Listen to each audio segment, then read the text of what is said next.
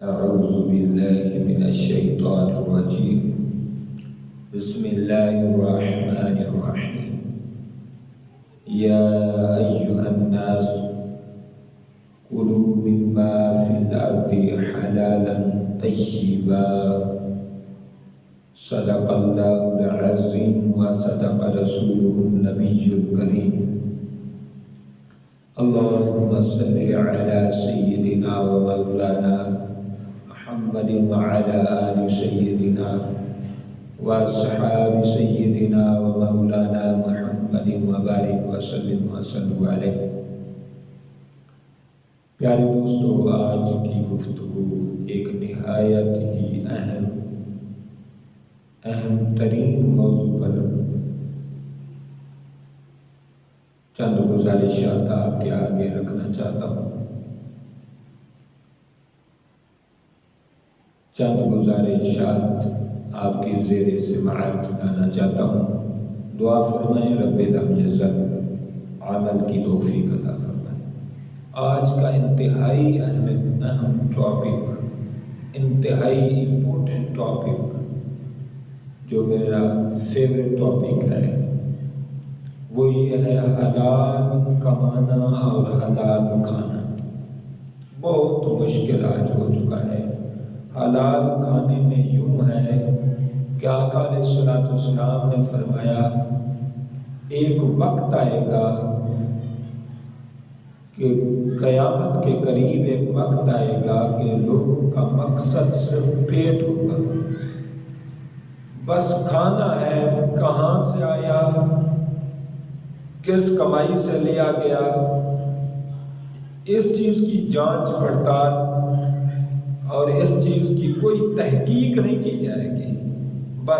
مقصد صرف پیٹ ہوگا.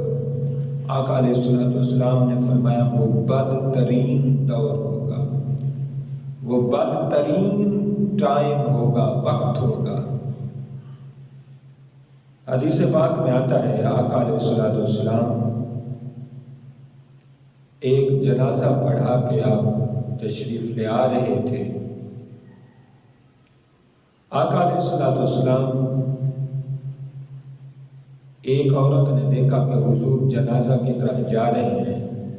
اس نے دل میں سوچا کہ حضور یہاں سے واپس تشریف لائیں گے، حضور واپس یہیں سے گزریں گے، تو حضور کے آنے تک آپ جب تک نماز جنازہ ادا فرماتے ہیں، نماز جنازہ پڑھاتے ہیں، میں تب تک کوئی گوشت تیار کر لوں. جب حضور واپس تشریف لائیں گے تو میں آپ صلی اللہ علیہ وسلم کی دعوت کروں گی. اب اس عورت نے اپنا انتظام شروع کر دیا. آقا علیہ الصلوۃ والسلام کافی دیر کے بعد جنازہ پڑھایا. آپ تجہیز و تدفین میں شامل ہوئے اور آقا علیہ الصلوۃ والسلام وہاں سے تشریف لائے. تو عورت نے بندوبست کیا ہوا تھا. عورت نے راستے میں آقا علیہ الصلوۃ والسلام کو روکا اور عرض کی کہ حضور آپ میری دعوت قبول فرمائیں اور کھانا میرے گھر سے کھا کے جائیں. آقا علیہ الصلوۃ والسلام دعوت قبول فرماتے. دعوت قبول کرنا سنت ہے. حضور دعوت قبول فرما کر آقا علیہ الصلوۃ والسلام گھر میں تشریف لے آئے. اس عورت نے بکرے کا گوشت آقا علیہ الصلوۃ والسلام ذات ببرکات کے سامنے رکھا. آقا علیہ الصلوۃ والسلام کو بکرے کا گوشت اور خاص طور پر بکرے کی جو آگے والی ٹانگیں ہوتی ہیں، حضور علیہ الصلوۃ والسلام کو وہ پسند تھی. حضور کے سامنے وہ رکھی گئی. آقا علیہ الصلوۃ والسلام نے جب لقمہ توڑا اور وہاں سالن سے کھایا تو حضور لقمہ چبا رہے تھے.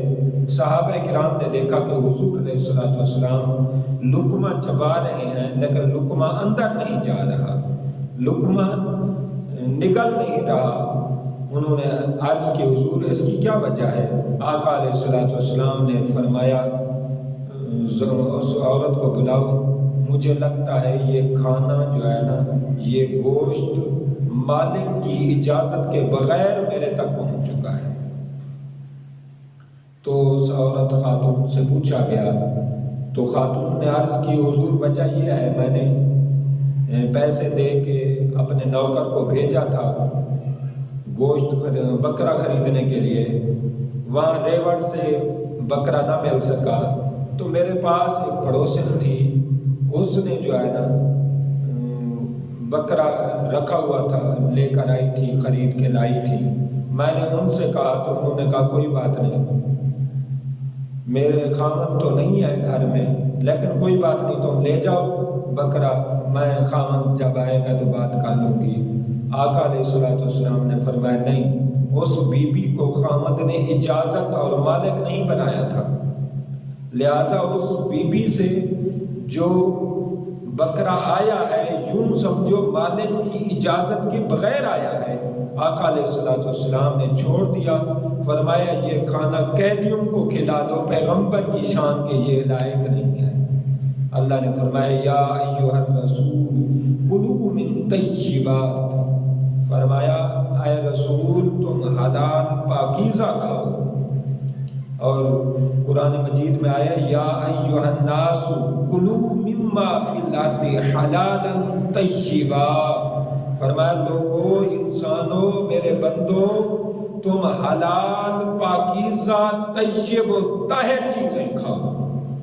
اندازہ کریں حلال کا لفظ ہی کافی تھا کہ رب ذوالجلال کا لفظ تھا، مگر آقا علیہ الصلوۃ والسلام فرماتے ہیں اللہ رب العالمین کا حلالا طیبا کا لفظ استعمال کرنا، اس سے بہت بڑی اویئرنیس دی جاتی ہے، لوگوں کو آگاہ کیا جاتا ہے کہ لوگوں اگر کھانا کھانا ہے تو پہلے دیکھو حلال بھی ہے، اگر حلال ہے تو پھر دیکھو طیب و طاہر بھی ہے یا نہیں ہے۔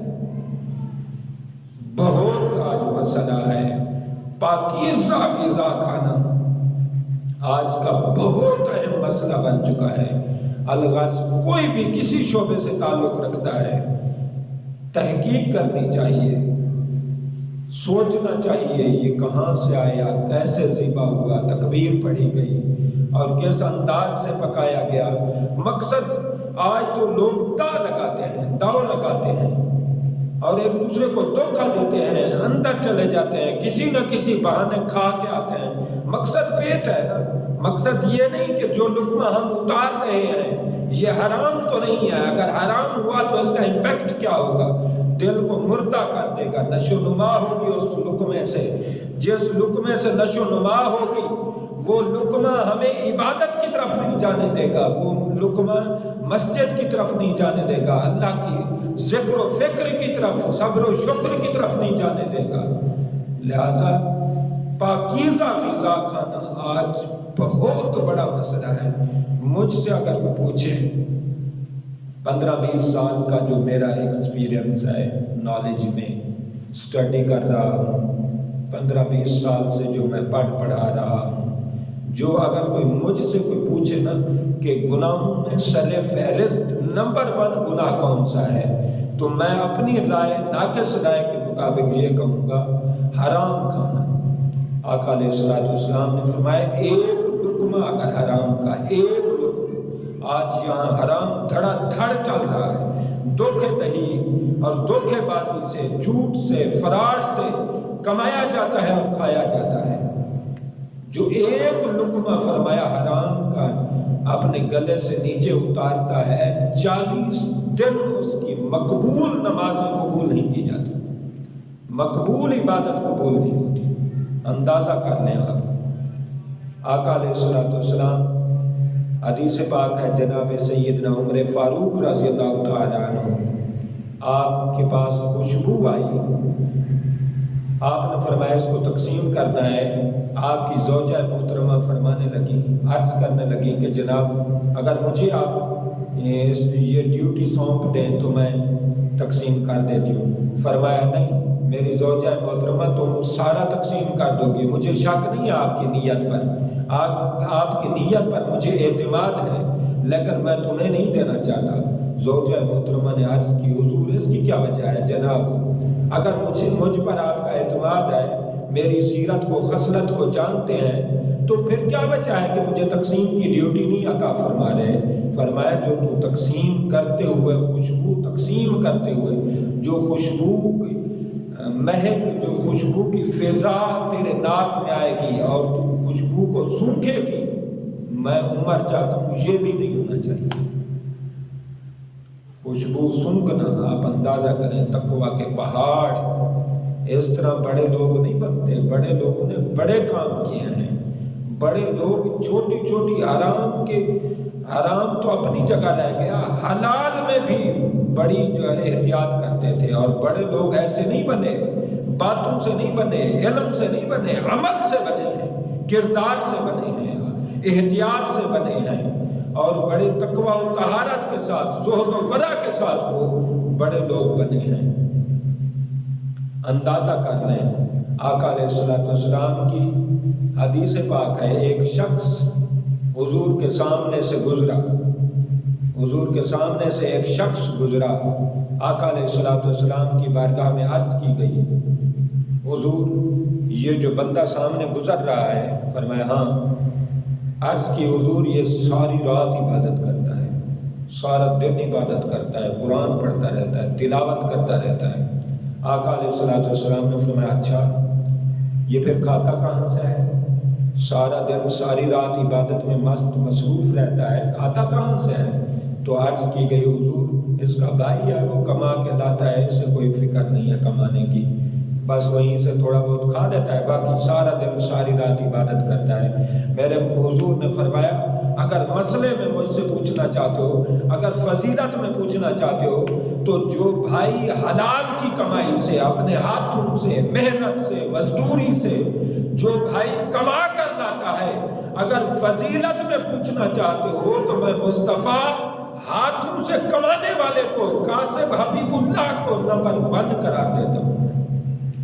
جو کما کے لاتا ہے میں اس بھائی کو زیادہ نیک سمجھتا ہوں، بجائے اس کے کہ سارا دن ساری رات عبادت کریں.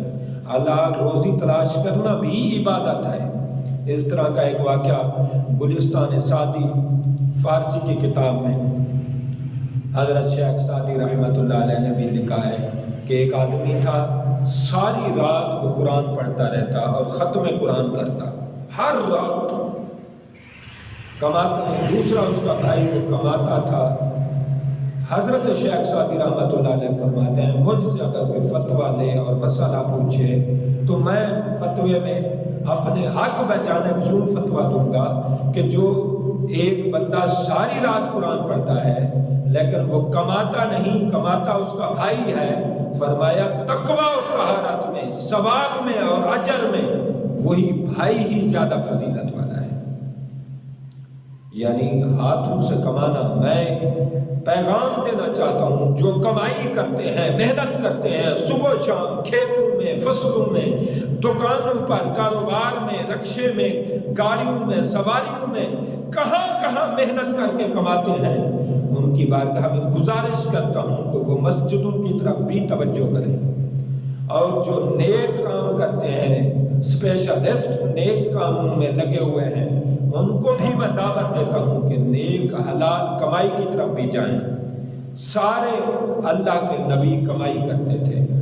حضرت داؤد علیہ السلام آپ کا معمول تھا جب اللہ نے بادشاہت عطا کی، آپ کا معمول تھا کہ ساری رات آپ گشت کرتے، رعایا کی، عوام کی خبر لیتے کہ کیا ان کا کیا معاملات ہیں، کیسے وہ رہ رہے ہیں، کوئی شکایت تو نہیں ہے.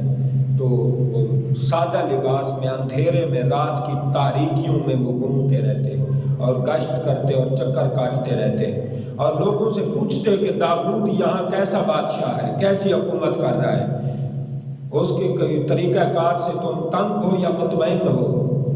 تو سب کہتے جناب ہم تو بڑے ہی خوش ہیں، بہت نیک بادشاہ، متقی اور اللہ کا نبی بادشاہ ہے، اس سے بڑھ کر ہمیں کون سا بادشاہ ملے گا. اللہ رب العالمین نے جبریل علیہ السلام کو بھیجا، جبریل جاؤ حضرت داؤد علیہ السلام جیسے رات کو حسب معمول گشت کرتے ہیں اور چکر لگاتے ہیں، تم راستے میں کھڑے ہو جاؤ اور جب وہ سوال کریں کہ داؤد کیسی حکومت کر رہا ہے تو تم کہنا وہ ٹھیک نہیں کر رہا. جبریل علیہ السلام آئے، راستے میں کھڑے ہو گئے، حسب معمول جناب تشریف لائے گشت کے لیے. گشت کرتے دیکھا ایک آدمی کھڑا ہے، پوچھا یہاں داؤد کیسی حکومت کر رہا ہے؟ تو جبریل نے کہا اچھی نہیں کر رہا. تو آپ چونک گئے. آپ کے ہوش اڑ گئے۔ آپ نے فرمایا کیوں بھائی، داؤد سے کیا شکایت ہے تجھے؟ کیا اس کا عمل اور کردار تمہیں پسند نہیں؟ کیا اس کے طریقے سے تم مطمئن نہیں؟ تو جبریل نے کہا اللہ رب العالمین فرماتے ہیں داؤد حکومت اچھی کر رہا ہے، کاش کہ داؤد جو بیت المال سے فنڈ لیتا ہے، تنخواہ لیتا ہے، یہ بھی نہ دے۔ حضرت داؤد علیہ السلام نے عرض کی، پھر اللہ کیا فرماتا ہے کہ مالک و مولا، اللہ کیا فرماتا ہے کہ کیا کرنا چاہیے مجھے؟ حضرت جبریل علیہ السلام نے فرمایا اٹھ باندھ کمر، کیا ڈرتا ہے، پھر دیکھ خدا کیا کرتا ہے۔ فرمایا اللہ فرما رہا ہے داؤد علیہ السلام تم اپنی طرف سے کوشش کرو، محنت کرو، اللہ تمہیں بہت سا رزق عطا کرے گا۔ تو اللہ رب العالمین نے پھر ان کے ہاتھ میں لوہے کو موم بنا دیا، ہاتھوں میں اتنی طاقت بخشی کہ لوہا موم بن جاتا۔ پھر آپ وہ زرے بناتے اور زرے بنا کر فوجیوں کو آپ بیچتے، اسی سے گزر بسر کرتے، اسی کمائی پر ہی وقت بسر کرتے۔ تو لہٰذا حلال کمائی کرنا اور حلال کھانا یہ نبیوں کا طریقہ ہے، یہ پیغمبروں کا طریقہ ہے۔ آقا علیہ السلام بھی ہماری بکریاں چراتے رہے، کاروبار تجارت ہر چیز حضور کرتے رہے ہیں۔ حلال روزی کھانا، حلال لقمہ کھانا، اس کی بڑی برکات ہیں، بڑی برکات ہیں۔ حضرت ابراہیم بن ادھم آپ فرماتے ہیں میں ایک دن مسجد میں ایک کونے میں چھپ گیا، یہ عربی کی کتابوں میں چھوٹی کتابیں جو درس نظامی میں ہیں ان میں سے کسی میں ہے یہ واقعہ، مجھے کتاب کنفرم نہیں ہے پر واقعہ مجھے پوری طرح سے یاد ہے۔ تو حضرت ابراہیم بن ادھم رحمۃ اللہ علیہ بہت بڑے اللہ کے ولی گزرے ہیں۔ آپ فرماتے ہیں میں رات کو عبادت کرتے ایک جگہ میں چھپ گیا، فرشتے آئے عبادت کرنے کے لیے مسجد میں، دو فرشتوں نے آپس میں بات چیت شروع کر دی، کنورسیشن شروع کر دی، آپس میں مکالمہ شروع کر دیا۔ ایک فرشتہ کہتا ہے کتنے لوگوں کی عبادت اللہ کی بارگاہ میں پہنچ رہی ہے؟ تو دوسرے فرشتے نے کہا سب کی پہنچ رہی ہے۔ تو پہلے فرشتے نے کہا کس کی عبادت رکی ہوئی ہے، موقوف ہے، سٹاپ لگا ہوا ہے کہ عبادت اللہ کی بارگاہ میں نہیں پہنچ رہی؟ تو دوسرے فرشتے نے کہا ابراہیم بن ادھم ایک اللہ کا بندہ ہے، اس کی عبادت نہیں پہنچ رہی۔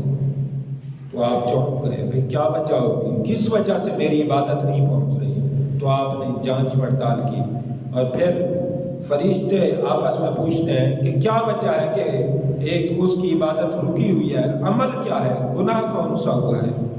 تو دوسرا فرشتہ کہتا ہے اس سے جو ہے نا وہ کھجوروں کی ریڑھی سے کھجوریں لے رہا تھا، ایک کھجور نیچے گری ہوئی تھی، اس نے مالک کی اجازت کے بغیر، کیونکہ ریڑھی کی کھجور تھی تو ریڑھی کے مالک ہی اس کا مالک حقیقی تھا، اصل مالک تو وہی تھا، لیکن آپ نے بغیر اجازت کے وہ کھا لیا ہے، لہذا ایک کھجور کی وجہ سے اللہ نے ان کی عبادت کو موقوف کر دیا ہے۔ حضرت ابراہیم بن ادھم گئے، وہاں کو ریڑھی والے کو تلاش کیا اور اس سے معافی مانگی اور اس کے بدلے میں پیسے دیے۔ پھر آپ مسجد میں چھپے تو فرشتے آئے، حسب معمول انہوں نے باتیں کی تو فرشتہ کہنے لگا اب ابراہیم بن ادھم کی عبادت اللہ کی بارگاہ میں منظور ہو رہی ہے، قبول ہو رہی ہے۔ تو پیارے دوستو، ایک لقمے ایک کھجور کا بھی بڑا اثر ہے۔ ہم کہتے ہیں چلو تھوڑا بہت کھا لیتے ہیں کوئی نہیں، حرام کا ایک لقمہ ہی پورے کنویں کو تباہ کر دیتا ہے، پورے کنویں کو پلید کر دیتا ہے، ناپاک اور نجاست زدہ کر دیتا ہے۔ اس طرح ایک واقعہ لکھا ہے، علامہ عبد المصطفیٰ اعظمی صاحب رحمۃ اللہ علیہ نے لکھا ہے، بڑا پیارا واقعہ ہے۔ آپ فرماتے ہیں قاضی شریک محدث رحمۃ اللہ علیہ بہت اللہ کے نیک بندے تھے، محدث تھے، حدیثوں کے حافظ تھے اور اپنے ہم اثر لوگوں کی طرح بڑے پائیدار کے متقی تھے، نیک، نمازی، صالح، کامل آدمی تھے اور بادشاہوں سے نفرت کرتے، حقیقت میں وہ درویش تھے، نفرت کرتے تھے بادشاہوں سے، بادشاہوں کی مجلس میں، سنگت میں، ان کی درباروں میں کتے کی طرح دوم نہیں ہلاتے تھے، ان کے بادشاہوں کے پاس جا کے دھکے نہیں کھاتے تھے اور ان کی خوشامدیں نہیں کرتے تھے۔ ایک دن بادشاہ نے ان کو بلایا اور کہنے لگے قاضی صاحب 3 باتوں میں سے ایک کو چوز کرنا ہوگا، یا آپ میرے قاضی بن جائیں، یا آپ میرے بچوں کے ٹیچر بن جائیں، یا آپ میرے کھانے سے ایک لقمہ کھا لیں۔ اب وہ تو چونکہ بادشاہوں سے نفرت کرتے تھے، انہوں نے کہا کہ میں کچھ نہیں کر سکتا۔ بادشاہ نے کہا نہیں، ایک چوز کرنا ہوگا آپ کو، ایک آپ کو منتخب کرنا ہوگا۔ آپ نے فرمایا چلو ان میں سے بچوں کا ٹیچر بن جاؤں تو ہر روز بادشاہوں کے شاہی محل میں جانا ہوگا، فقیروں کے لیے اچھا نہیں ہے، لائق نہیں ہے فقیروں کے۔ آپ نے فرمایا یہ بھی نہیں ہو سکتا۔ قاضی بن جاؤں، یہ بھی نہیں ہو سکتا۔ چلو ایک لقمہ کھا لیتا ہوں، ایک لقمے سے کیا ہوگا؟ بس دعوت قبول کر لی ایک لقمے کی، آپ نے چوز کر لیا ایک لقمے کی آفر کو، آپشن کو۔ بس جب بادشاہ نے کھانا پکوایا اور آپ نے ایک لقمہ کھایا، بس بادشاہ کے اس ایک لقمے سے آپ کے دل پر اتنا اثر ہوا کہ آپ قاضی بھی بن گئے اور بادشاہ کے صاحبزادے بیٹوں کے ٹیچر بھی بن گئے۔ ایک لقمے کا یہ نقصان ہوا۔ تو اندازہ کریں جہاں ہم ہر روز حرام کھائیں، ہر روز پتہ نہ پرواہ نہ کریں، ہم تحقیق نہ کریں، جانچ پڑتال نہ کریں اور حرام کھاتے جائیں، اور یہ جو شراب پیتے ہیں، طرح طرح کی باتیں کرتے ہیں، شراب بہت بڑا جرم ہے۔ ہم کہتے ہیں، اکثر لوگ کہتے ہیں نہیں جی ہمیں تو نشہ نہیں دیتی، نہیں جی اس سے کوئی نقصان نہیں ہوتا، اس سے حرام کا لفظ نہیں آیا۔ پیارے دوستو، اگر تو میری بات نصیحت کے طور پر تم سنو تو ایک ہی بات میں کرنا چاہتا ہوں کہ رب نے منع فرمایا ہے، بس اگر رب نے فرمایا فَاجْتَنِبُوهُ، فرمایا تم اس سے بچو، امر ہے، رب نے امر فرمایا، آرڈر فرمایا، فرمایا اس سے بچو، رِجْسٌ مِّنْ عَمَلِ الشَّیطان۔ فرمایا اگر بندے اتنے غافل ہو گئے ہو، اتنی بدبخت ہو گئے ہو، اتنے بھوت تم پر سوار ہو گیا ہے، اتنی فخر میں آ گئے ہو، اگر میری بات پر بھی یقین نہیں آتا کہ فَاجْتَنِبُوهُ نہیں بچتے اور طرح طرح کی اپنی دلیلیں دیتے ہو، تو رب کہہ رہا ہے رِجْسٌ مِّنْ عَمَلِ الشَّیطان، یہ شیطان کا عمل ہے، شیطان کی پلیدگی ہے، اس سے بچو۔ اب جو شراب کے بارے میں مختلف اپنے مشورے دیتے ہیں اور اپنی اچھی اچھی باتیں کرنے لگ پڑتے ہیں اور اپنا علم کا اظہار کرنے لگتے ہیں، میں یہی کہتا ہوں کیا رب سے بڑے دانا؟ اگر رب سے بڑے سمجھدار ہو تو پھر پیے چلو، کوئی بات نہیں۔ اگر رب سے بڑے دانا نہیں ہو تو دانا حکیم رب منع فرما رہا ہے، تو ہمیں رب کریم کا منع ہی کافی ہونا چاہیے۔ میرے چند کلمات کو رب لم یزل اپنی عظمت والی بارگاہ میں قبول فرمائے۔ وآخر دعوانا